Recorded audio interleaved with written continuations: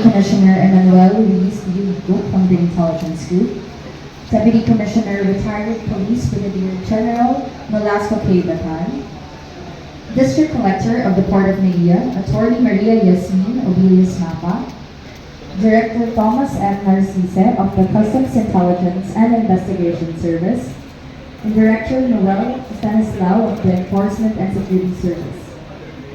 We are also joined by Attorney Chris Noel Dingolo, Deputy Chief.